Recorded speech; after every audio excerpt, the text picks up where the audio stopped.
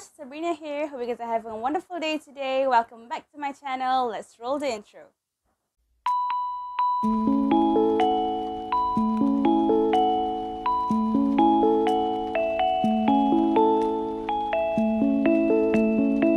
Hai korang, it's been a long time since I've last uploaded a video.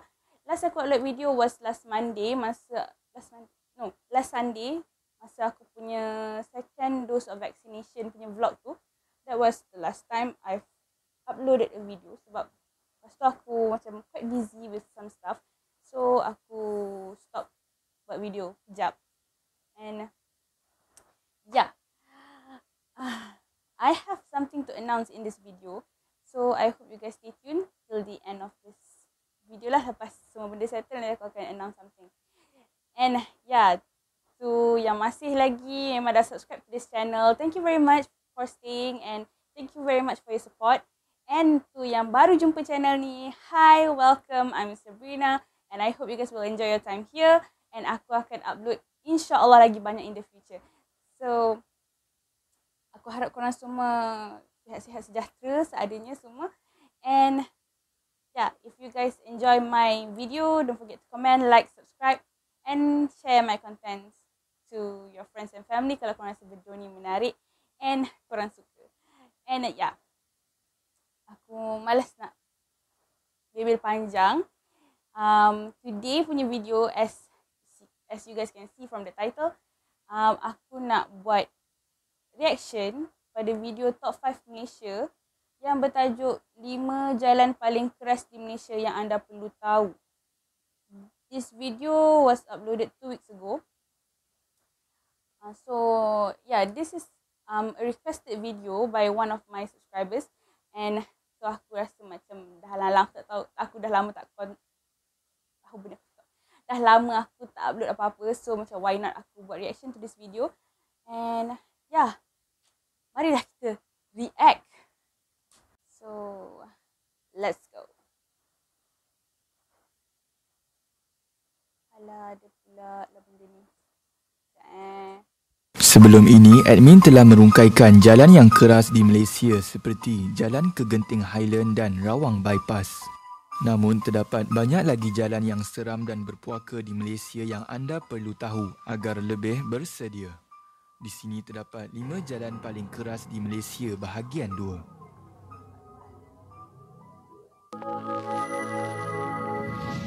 You are watching Top 5 Malaysia.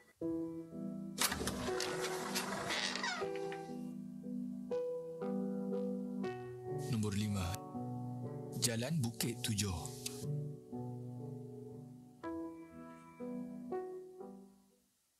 Laluan Bukit Tujuh berdekatan dengan Pekan Merapuh Kuala Lipis Pahang sekitar tahun 90-an telah menjadi laluan utama bagi mereka yang ingin ke Kelantan melalui Jalan Gua Musang.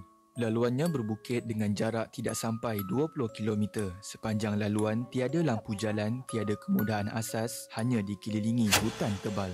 Di kawasan berbukit ini terdapat pelbagai kisah seram dan telah mencatatkan banyak kemalangan maut. Saya dari PASTI Kawasan Besut ingin memohon sumbangan untuk pembinaan PASTI untuk pengetahuan muslimin dan muslimat.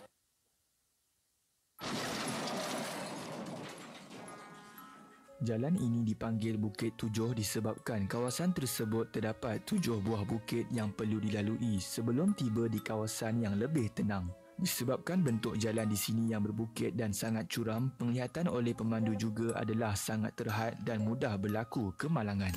Antara kisah seram yang sering berlaku di sini adalah penampakan seperti satu pintu gerbang besar di tengah jalan sewaktu tengah malam. Menurut komen pada video misteri Bukit Tujuh di YouTube, beberapa individu pernah mengalami peristiwa ini. Selain itu, menurut perkongsian kisah benar dari YouTube Ikmal Hanif, terdapat kisah seorang pemandu van pos laju bernama Pak Mat yang pernah melalui Jalan Bukit Tujuh pada waktu malam dari Kuala Lipis ke Kelantan untuk penghantaran barang. Perjalanan dimulakan pada pukul 9 malam. Setibanya di kawasan Bukit Tujuh, vannya menjadi terlalu berat seolah-olah syarat muatan walaupun hanya separuh penuh barang yang diisi. Tadi dia bawa 80 km per jam.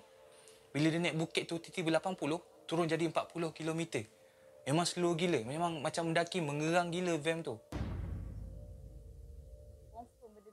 Pak Mat meneruskan perjalanannya. Tidak lama selepas itu, dia sangat terkejut kerana tiba-tiba vannya diketuk pada penghadang tengah van dari arah belakang. Baru nak naik, tiba-tiba ada bunyi ketukan. Masa dengar ketukan tu, Pak Mat terkejut sangat-sangat. Sebab apa? Sebab ketukan tu datang daripada partition yang ada kat belakang dia. Pak Mat kemudian memberhentikan van untuk memastikan apa yang berlaku. Namun setelah sampai di kawasan bukit tertinggi, dia ditegur oleh satu suara yang garau berterusan selama perjalanan di kawasan itu. Suara garau tu berbunyi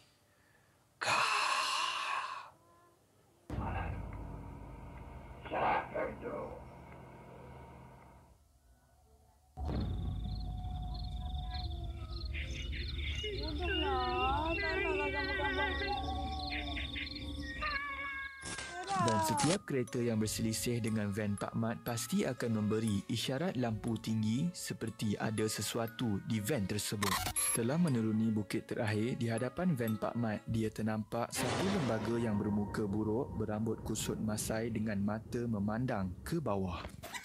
Mesti nak tukar gear kan. Nak tukar gear tu, nak turun bawah. Betul-betul depan van dia, ada seorang perempuan bermuka sangatlah buruk berdiri depan van dia. Yang berdiri tu adalah Pontianak. Bismillahirrahmanirrahim. Allahu Akbar. Allahu Akbar. Allahu Akbar. Allahu Akbar. Pak Mat sangat terkejut sehingga van yang dipandunya terbabas melanggar sebatang pokok di tepi jalan.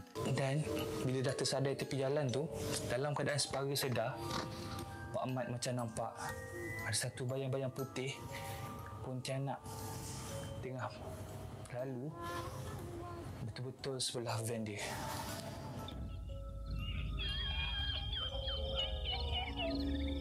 Itulah antara kisah seram yang terdapat di Jalan Bukit Tujuh. Sebenarnya saya cerita dalam perjalanan tu ataupun rumah. Jadi saya ada random yang macam goosebumps macam tu. So, dia bukan aku. Nombor 4. Jalan Gopeng ke Gua Tempurung. Kawasan ini sering kali menjadi buah mulut pengguna lebuh raya utara selatan dan laluan ini terkenal sebagai kawasan paling kerap berlaku kemalangan membabitkan kematian yang mengerikan. Pada 6 Januari 1996, berlaku kejadian tanah runtuh di lereng bukit berhampiran RNR Gua Tempurung yang telah mengorbankan seorang pemandu lori ketika melalui lebuh raya. Setelah kejadian tersebut, kawasan RNR yang rosak teruk akibat tanah runtuh itu telah ditutup. Kawasan ini terletak di bahagian kiri lebuh raya menghala ke selatan dan dapat dilihat kesan jambatan lama yang ditinggalkan. Lokasi ini juga pernah berlaku kemalangan pada jam 1 pagi melibatkan ahli politik dan peguam terhormat iaitu Karpal Singh dan pemandunya maut di situ. Kenderaan jenis Toyota Alphard tersebut remuk selepas dipercayai hilang kawalan dan melanggar sebuah lori di laluan ini pada April 2014. Antara kisah mistik di sini adalah terdapat pengguna yang menceritakan bahawa ada sesuatu yang menggoncang keretanya ketika berhenti untuk melelapkan mata di hentian Gua Tempurung ini. Selain itu, terdapat kisah oleh pasangan yang berhenti di RNR Gua Tempurung. Sewaktu di RNR, isterinya keluar dari kenderaan untuk ke pintu belakang bahagian penumpang kerana ingin mengambil sesuatu di dalam beg. Ketika suaminya sedang melihat isteri tunduk mencari barang, dia perasan di belakang isterinya terdapat satu pondok dan di situ juga dia ternampak bayang-bayang hitam seperti duduk bersilang kaki sedang melihatnya. Kepalanya pula bergoyang kiri dan kanan seolah-olah ingin bermain-main dengannya.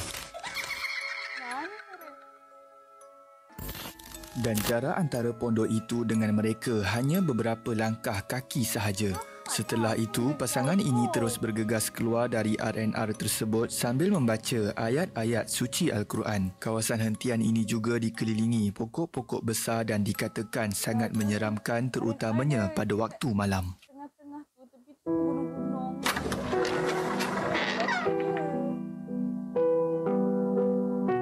Nombor 3. Jalan Keluang ke Mersing.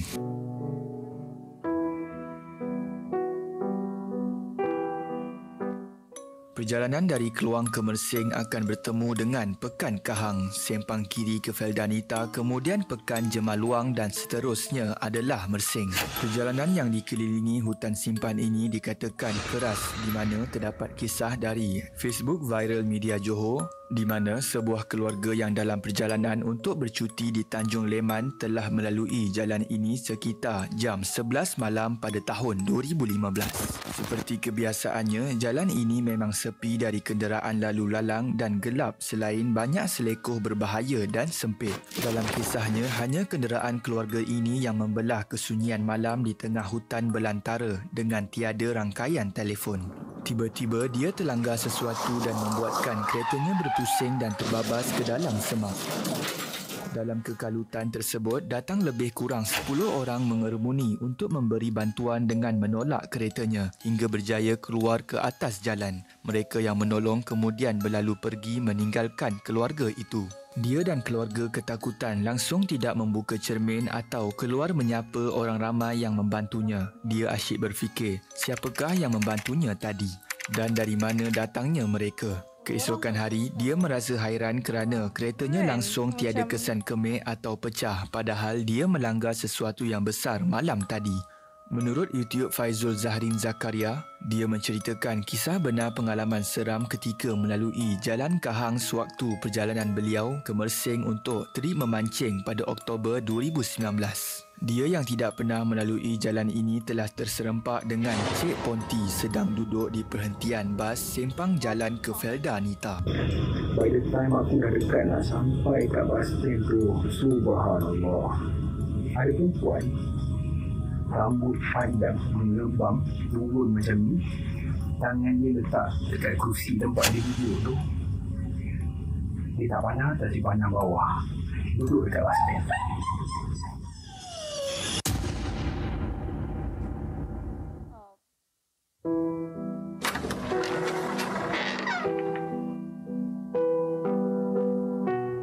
Nombor 2. Lebuh Raya Yomping ke Pagoh.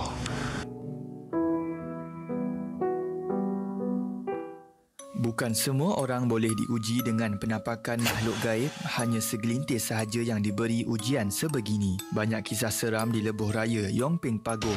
Antaranya adalah kisah yang dikongsikan dari artikel Facebook Anak-Anak Muar. Terdapat pasangan suami isteri yang melalui jalan ini di mana kereta yang dipandunya terasa berat kerana ditumpang oleh Cik Ponti. Wajahnya putih pucat dan berpakaian merah, duduk di bahagian belakang kereta dengan wajahnya tunduk ke bawah.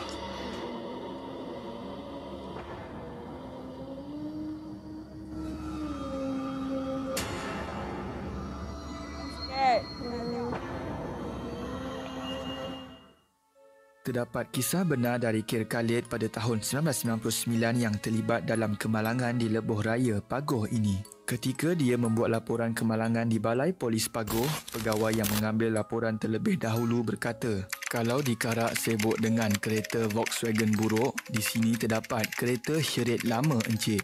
Lebuh Raya Pagoh ini memang bersetan. Lagipun ramai yang kena.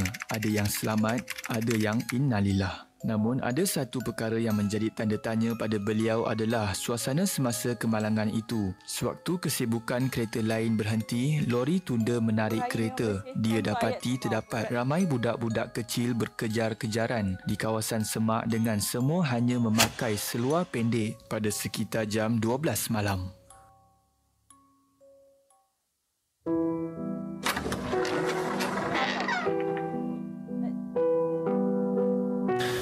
Nombor 1. Lebuh Raya Greek ke Jeli.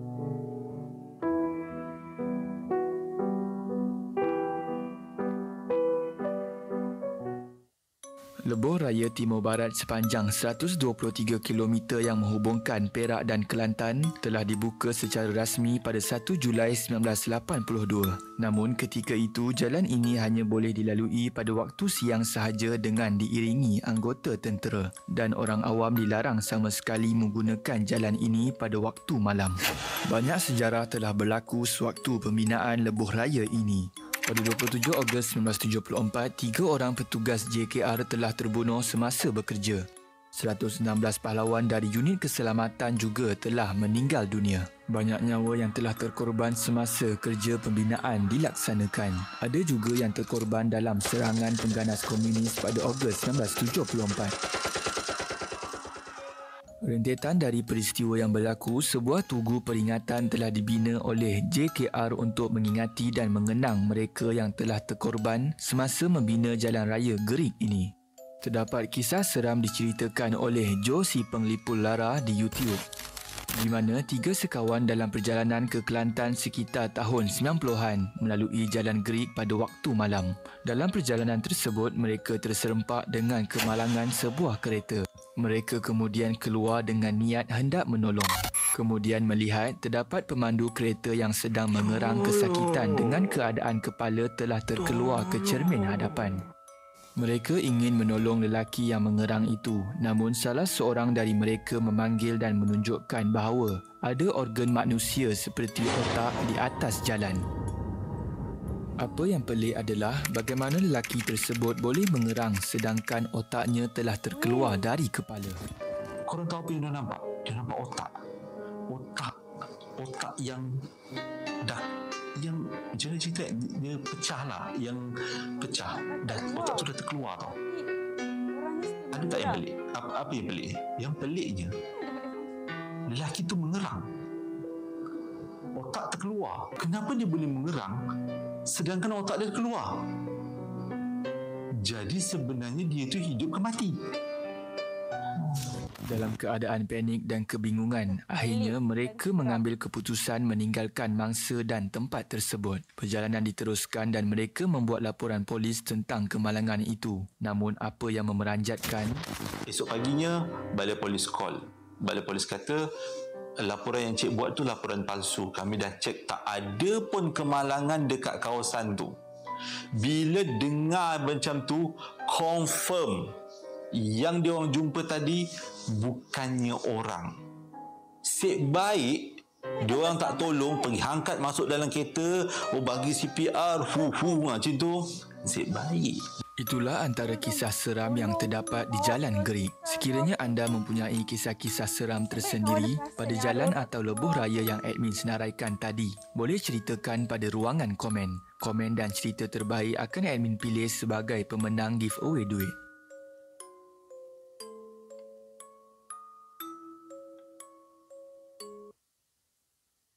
Okay. Dah habis dah video ni. So, dia tak adalah macam jump scare tunjuk sebab aku just review video yang macam ni kan. So, video ni macam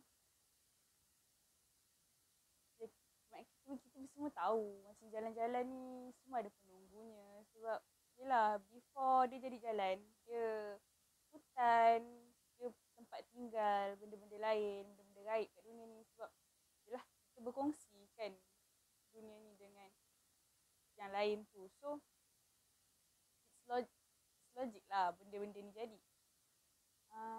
Cumanya kita kena lebih berhati-hati dan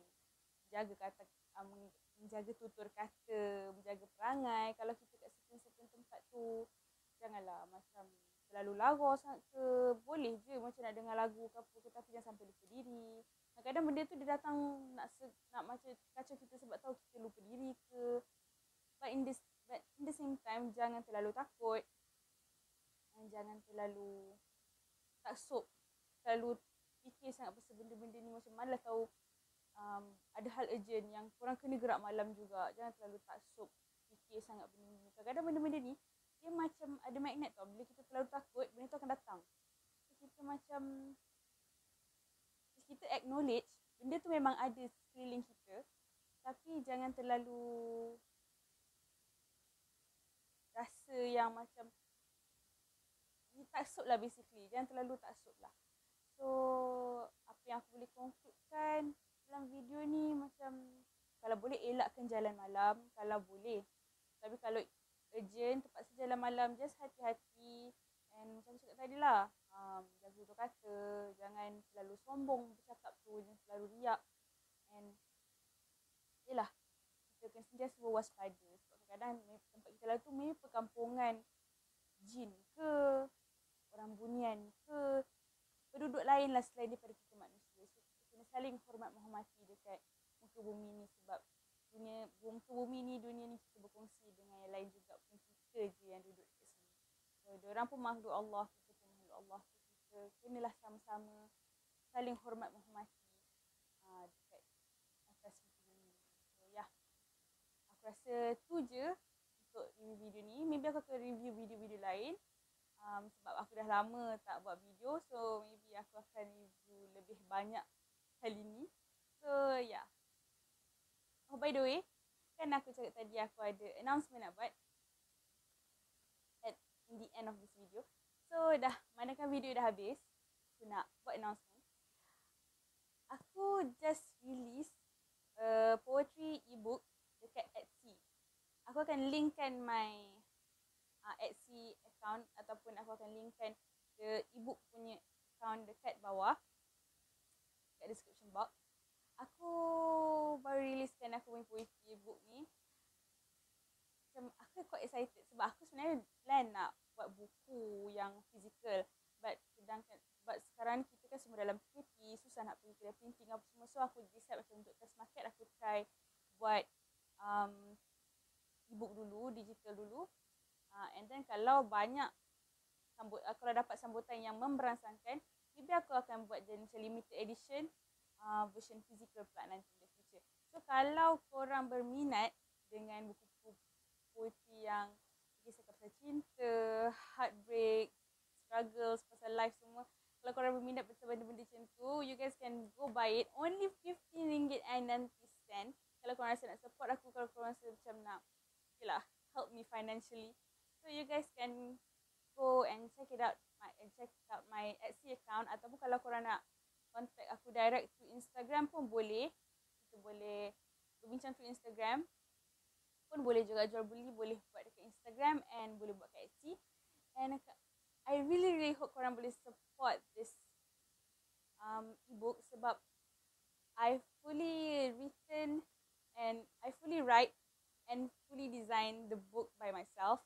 And aku tulis benda tu sebenarnya compilation of poems yang aku kumpul selama 2 tahun, daripada tahun 2019 sampailah ke tahun ni. So I really hope yang korang akan beli and korang boleh support. And if you guys interested, the links will be all on my description box. So itulah apa yang aku nak announce. I'm quite excited about that, sebab something yang aku suka and aku simpan dah lama, and finally aku boleh releasekan benda tu. Dia punya cover macam ni, lebih kurang kat sini. Aku akan insert lah gambar supaya korang dapat idea how it looks like. So kalau korang berminat, so korang boleh contact aku lah. And I guess that's all for this video. As usual, stay safe, stay positive, stay sane, and we will meet again in another video. So bye bye.